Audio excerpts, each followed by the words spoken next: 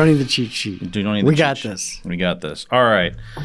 What's up, everybody? Corey Singletary here with the Citizens Utility Board with another episode of CUB Tracks, and accompanying me as always, Tom Content, Citizens Utility Board. Welcome back. Yeah, welcome back, everyone. I'm going to switch up the order on everyone. If you could, if you enjoy this lovely podcast, if you find our episodes entertaining, educational, enlightening, and frustrating, whatever, we would love it if you would subscribe, rate, follow along, and share the good word with anyone you know who likes podcasts, and that would be great.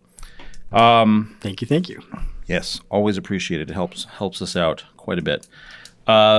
So you handed me a list of stuff that you kind of wanted to run down. I think the biggest one, the commission made a decision, made a decision regarding some batteries. What was that, 2 weeks ago? A couple weeks ago, yeah.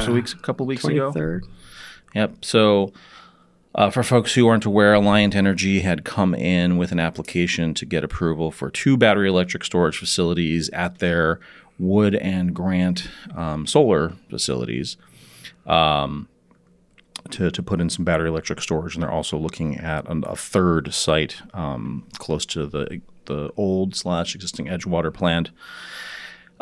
So the commission did approve that. But they did have some interesting conversation when they did approve it. Yeah, 175 megawatts, $350-ish million for that project.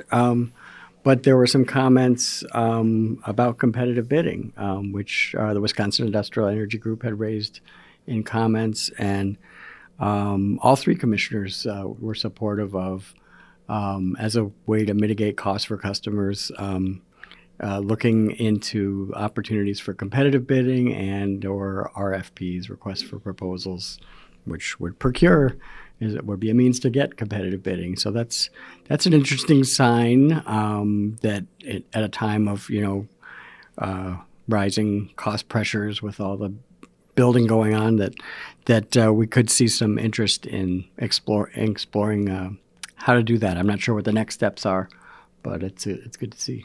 Yeah, it's always great for the commission to signal that it wants to see more information, and it'd like to see the utilities take extra sort of due diligence steps when it builds these things. And I guess the driver or the cause for urgency is because you had mentioned several hundred million more dollars. If it were just several $100, it wouldn't be that big a deal. Several hundred more millions of dollars that ultimately Alliant Energy customers will have to kick in for to help pay for.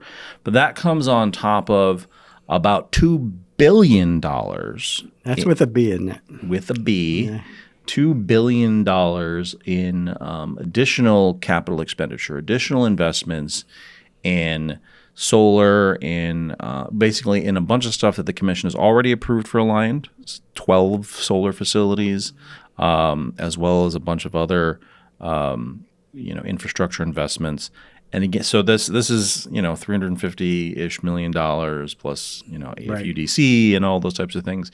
We're talking over $2 billion. They're going to start flowing into customers' bills over the next coming years. So yeah, it's really great to see that the commission wants to see more information about competitive bidding and making certain that the price we're paying is a good deal.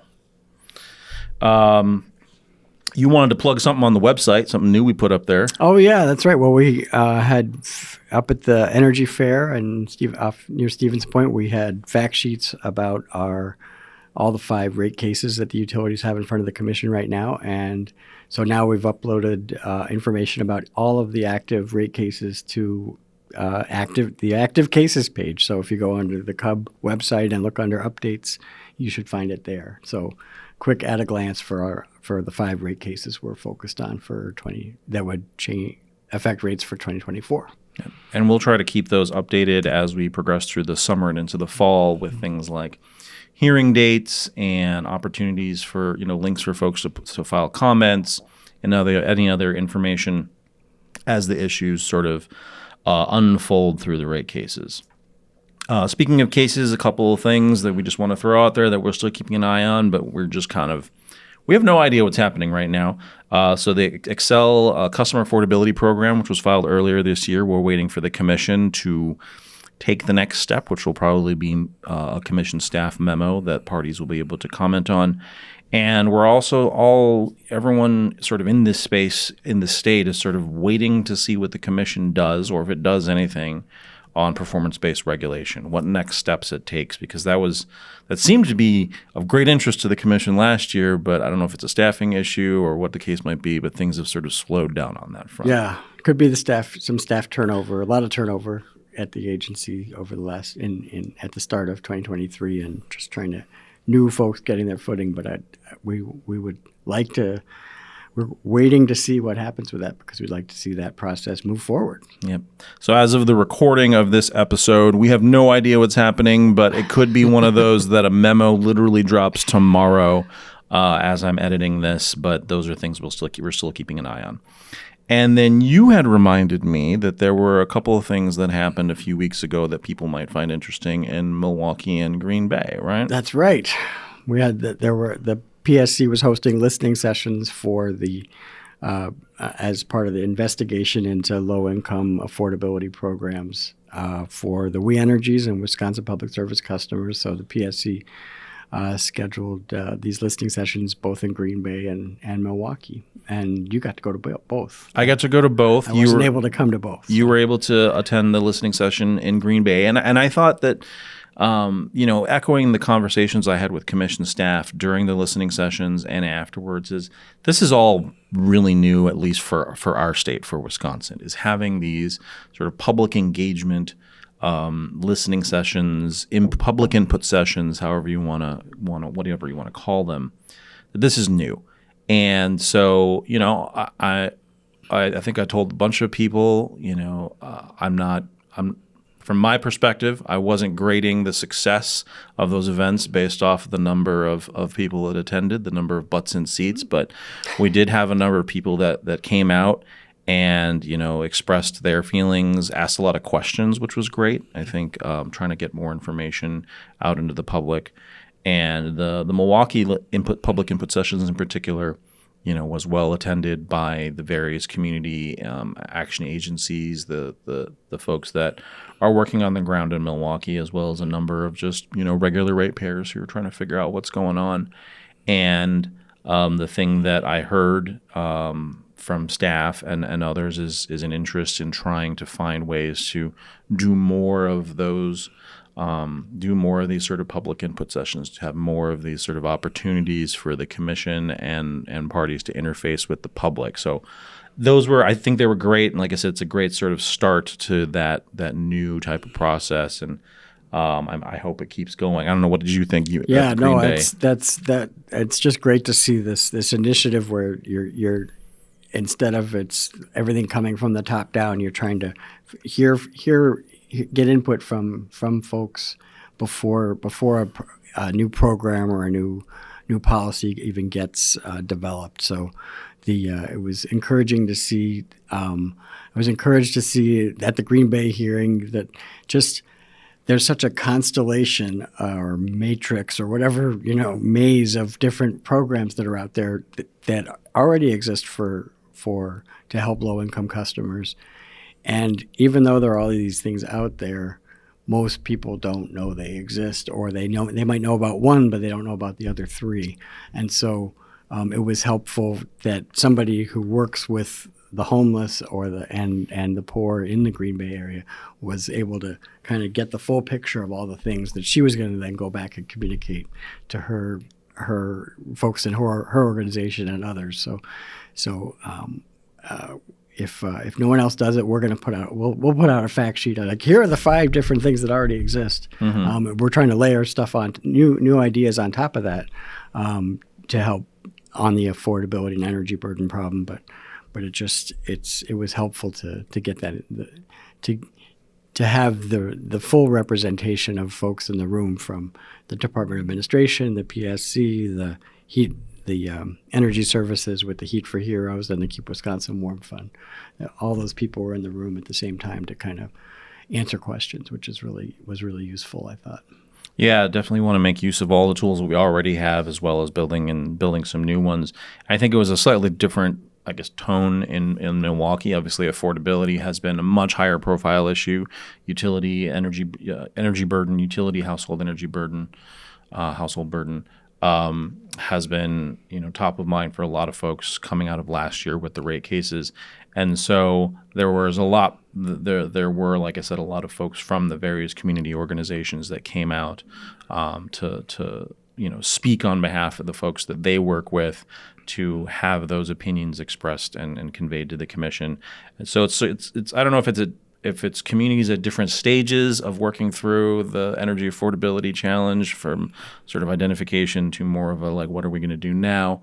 But I think in overall, it was valuable, and that the folks that attended, kind of got something out of it one way or another, depending on what they were looking for.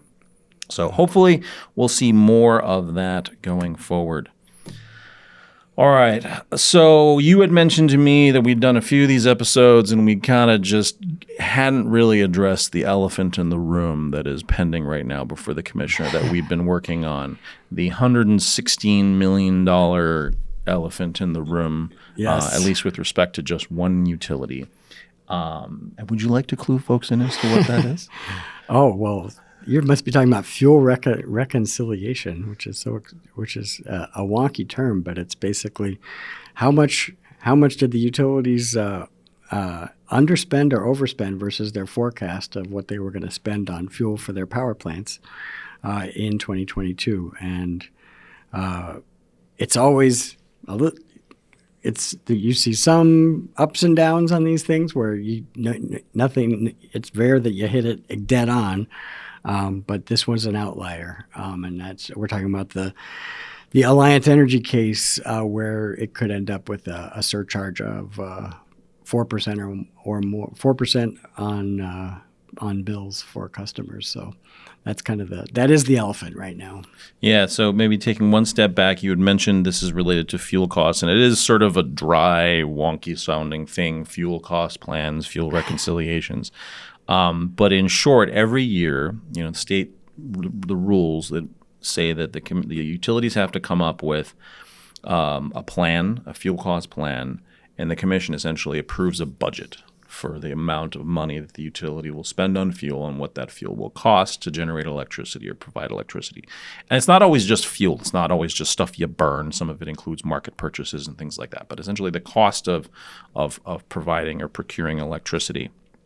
The commission approves a budget, and in recognition of the fact that a lot of stuff is outside of the utilities' controls, utilities can't control the cost of coal, they can't control the cost of natural gas, This is true. Can't control if the wind blows or if the sun shines and that type of thing.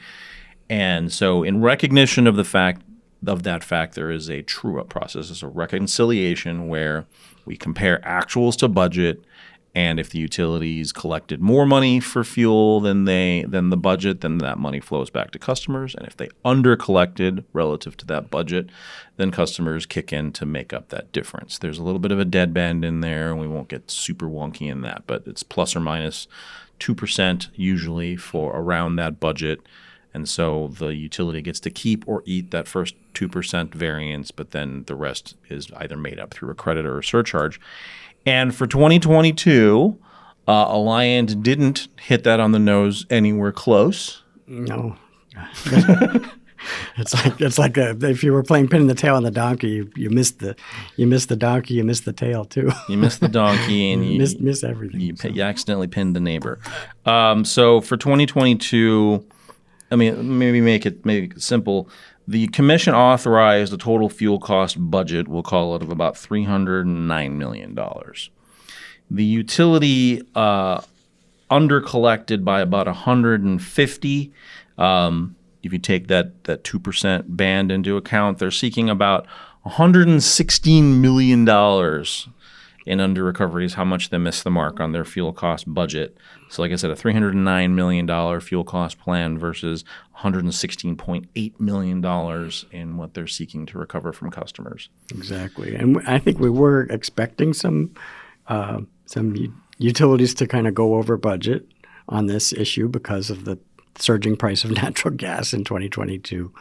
But this was just an outlier versus what all the other utilities reported.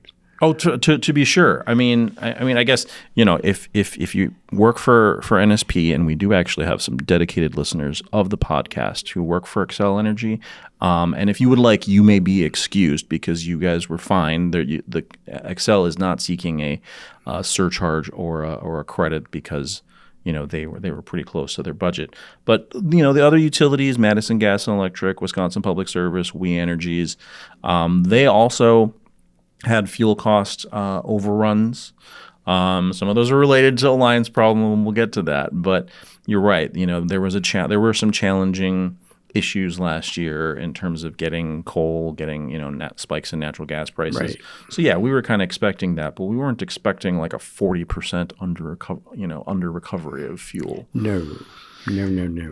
Because this was an issue that when natural gas prices were stable, that's why we haven't never brought up this issue on a podcast. And it's when natural gas prices were stable and low, and the amounts that were involved in either going up or down were always generally in a lot less eyebrow raising. Well, yeah, and actually, I mean, interestingly enough, even though we disagree with where she was going, a witness for Madison Gas and Electric and their fuel reconciliation, basically, what she said was, variations happen, and it's part of what the fuel cost plan is meant to deal with, and they happen all the time.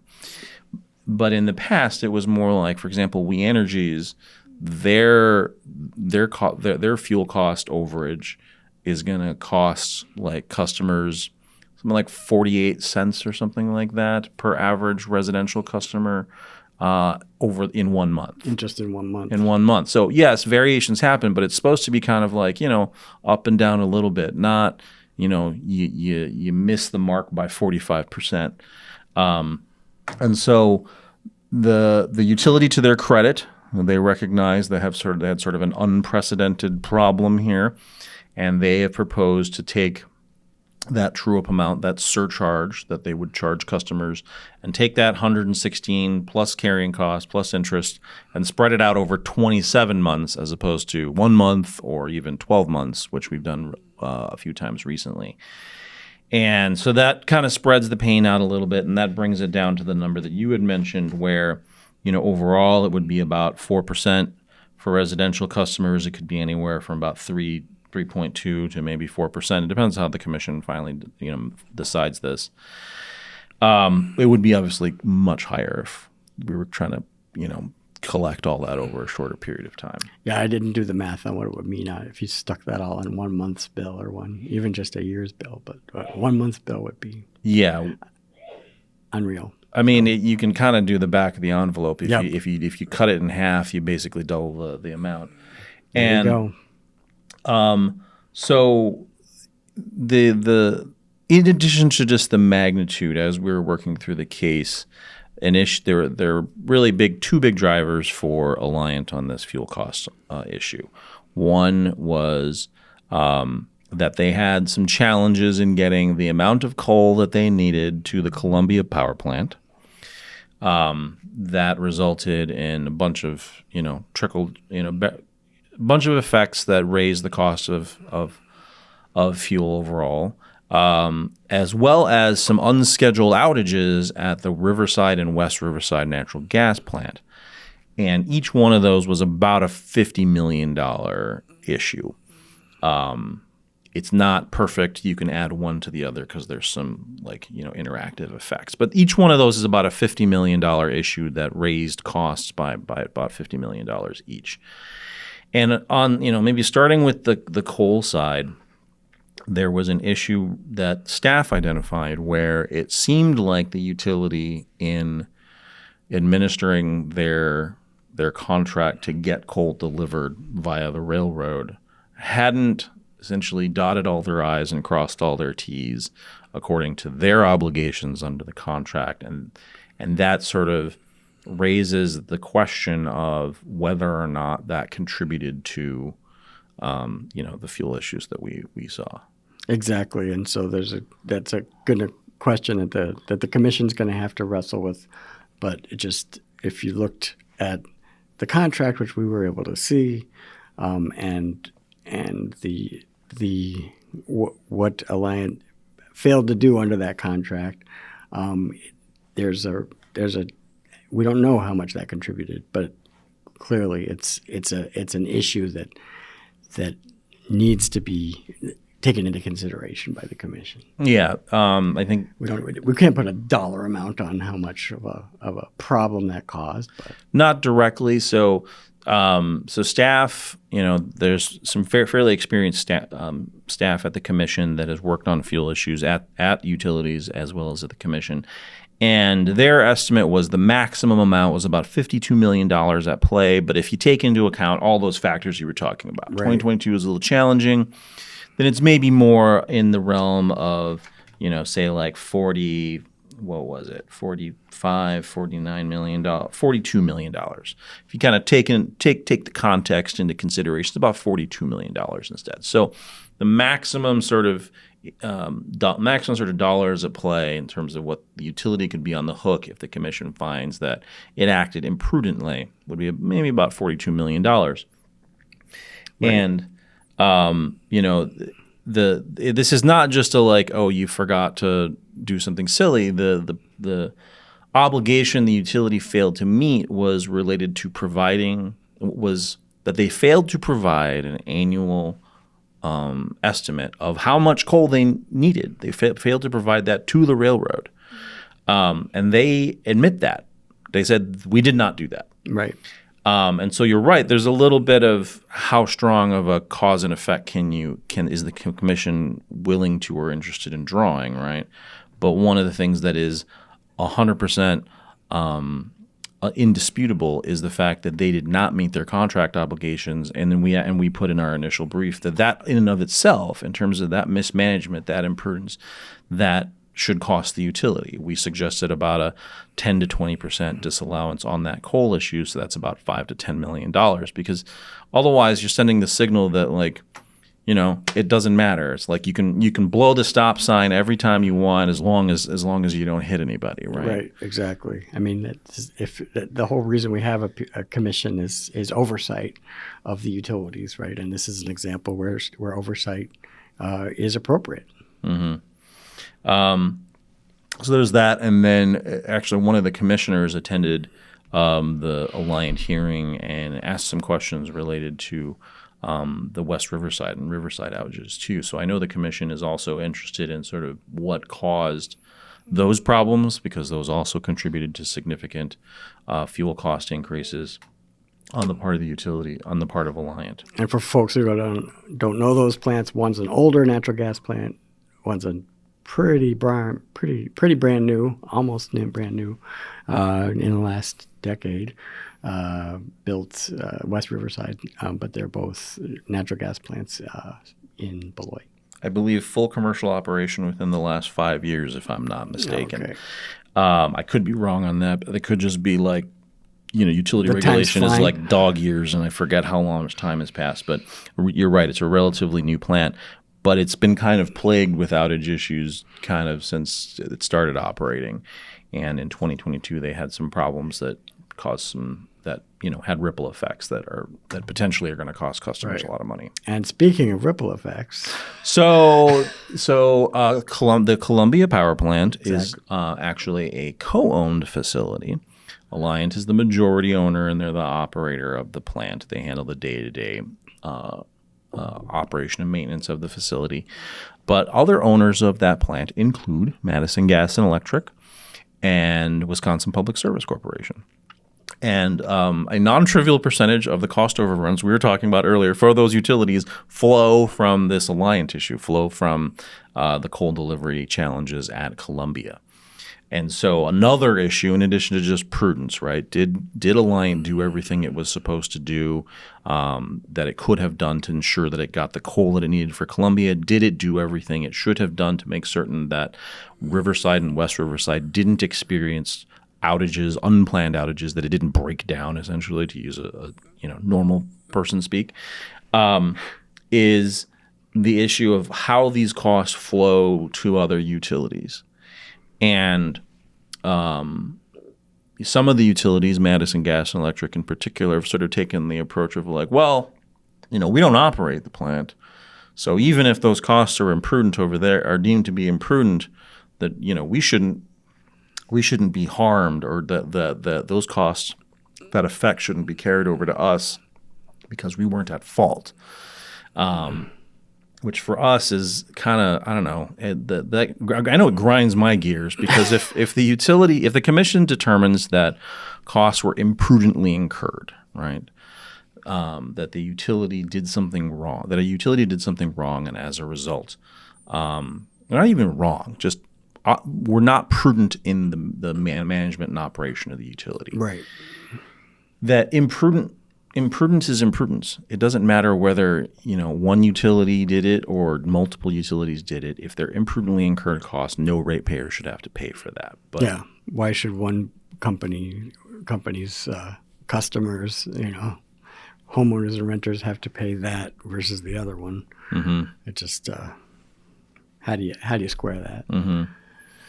Yeah, so that's a challenging one, because that was a significant driver for MG&E's cost overages. So that's the other thing. Madison Gas and Electric customers be on the lookout potentially for an increase in your 2024 rates just from this issue, plus the rate case that's ongoing. Yeah, so these are all aside from the rate cases that we talked about a couple of episodes ago. Yep, and then sort of continuing to connect the red strings on the wall of not actually crazy is We Energies is effectively the majority owner and operator of the Elm Road generating station near Oak Creek. And co-owners of that facility include Madison Gas and Electric and Elm Road, or we call it ERGS, the acronym Elm Road Generating Station. ERGS also had unplanned outages in 2022, which drove up fuel costs. And so those also sort of rolled downhill to MG&E. So all of these interrelated parts. So it's not because of all these interconnected parts, the importance not only of the prudence question, which is really that management, that oversight that you mentioned on the part of the regulator.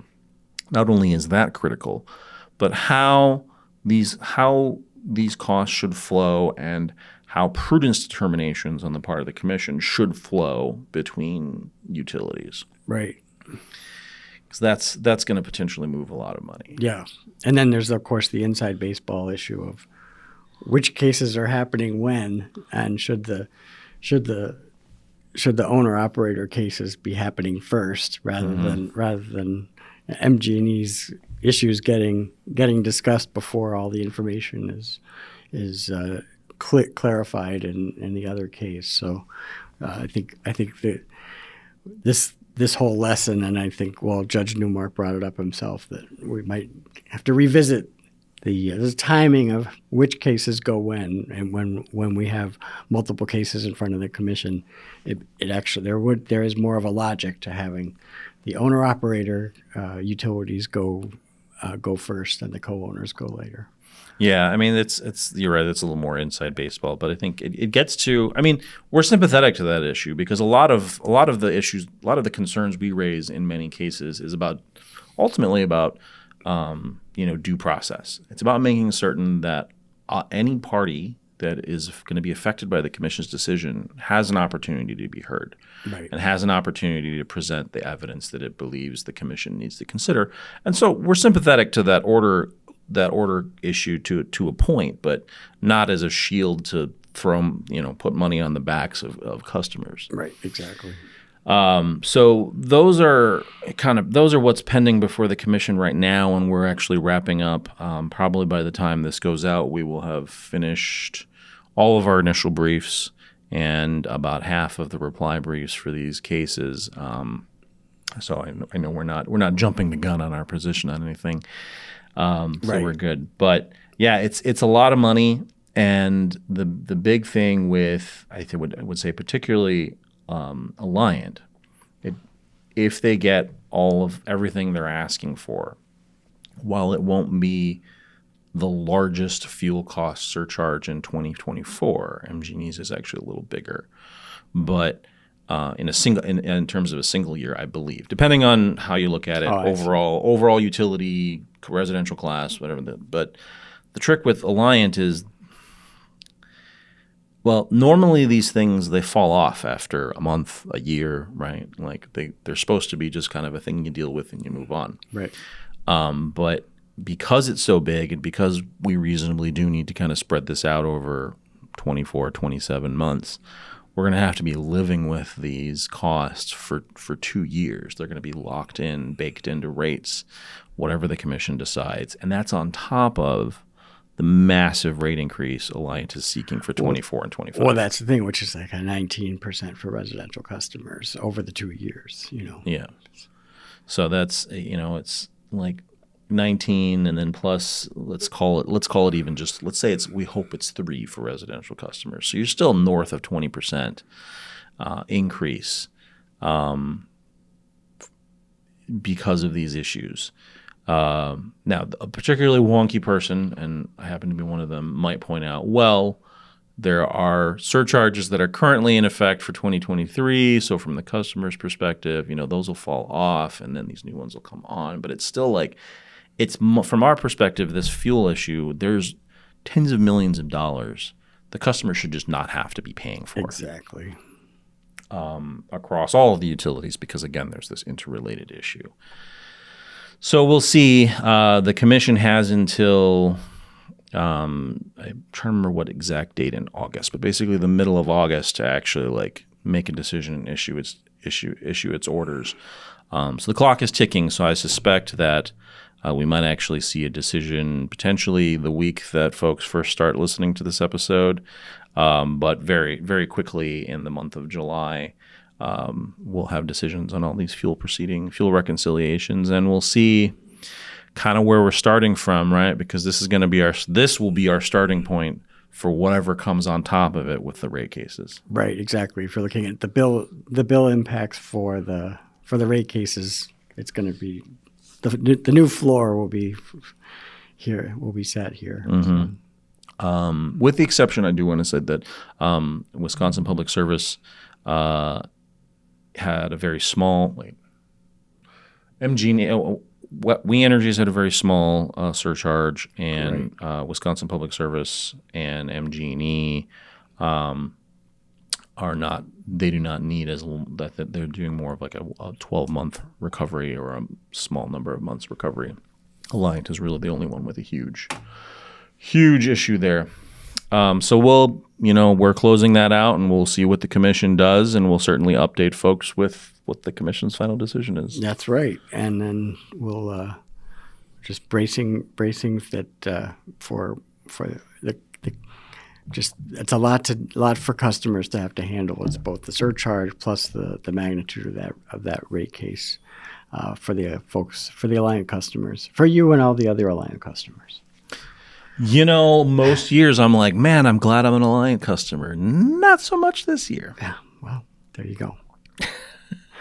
All right. Cool. So we'll keep folks updated. And like we mentioned at the top of the show, please like, subscribe, share, rate, tell your friends about it. And if you've listened to this far, we are actually curious whether or not you are following along on YouTube, or if you're listening via your favorite podcast platform. And if you are watching this on YouTube, drop a comment down below so that we know we can kind of get a feel for how many people really like that platform versus just listening it on audio. Good to know. All right. Well, thank you, Tom. Thank you. All right. We'll catch everyone in the next one.